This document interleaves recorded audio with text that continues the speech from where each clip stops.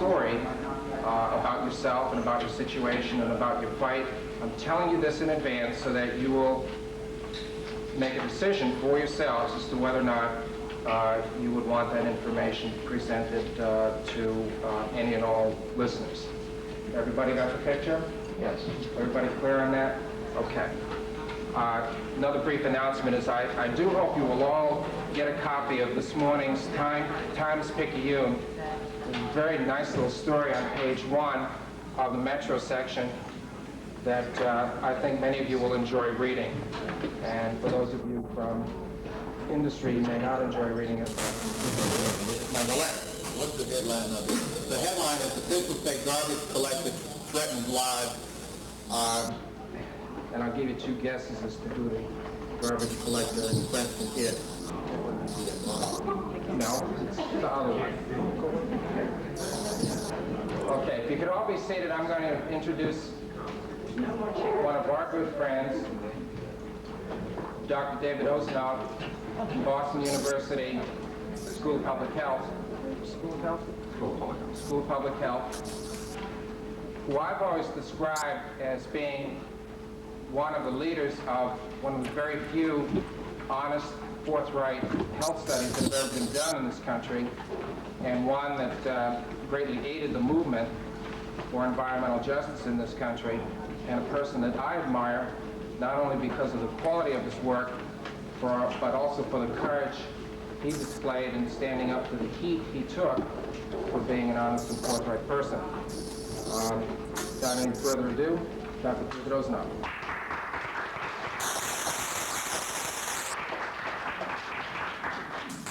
Well, thank you, Will. I'm not sure that I deserve those kind words, but I can tell you one thing, that it's a privilege to be here and an honor to be here. I have been in the doing health studies for around waste sites for some years, the general field of environmental epidemiology. And as I think back, I cannot really think of a single such health study that was done without the active prodding or more of concerned community. It really has been a privilege to serve various communities around this country. They are the ones who have really advanced the science and really have caused professionals to look very seriously at this area.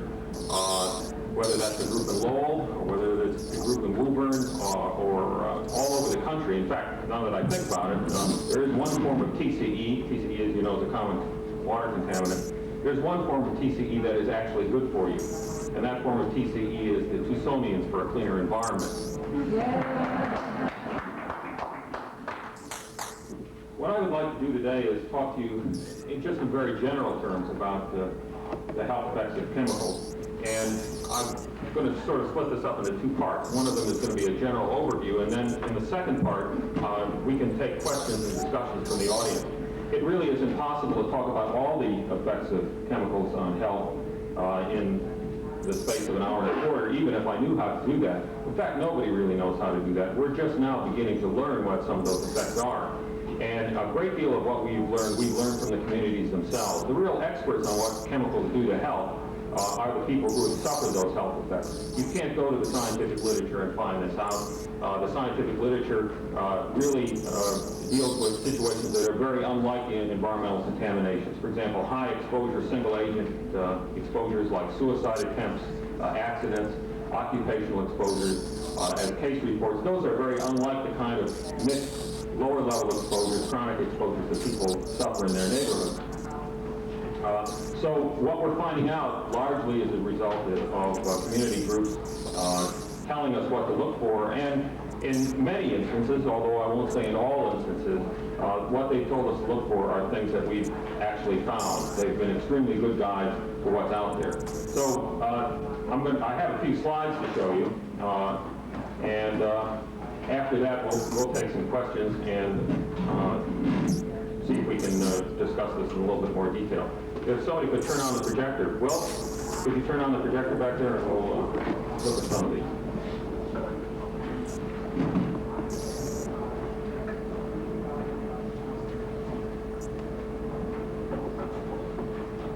Okay. I'm moving away from the microphone here, but I usually have a pretty loud voice. If you have trouble hearing me, let me know, and I'll pick up the mic and use that. The first 4 slides here are graphs that show the mortality experience in the Western world from major infectious diseases.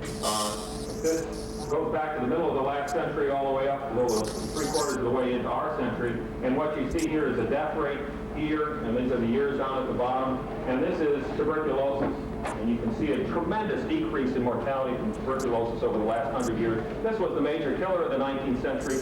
Famous doctor George Wilson called it the captain of the men of death, and it really deserved that title. It carried away about 1 out of every 4 Americans.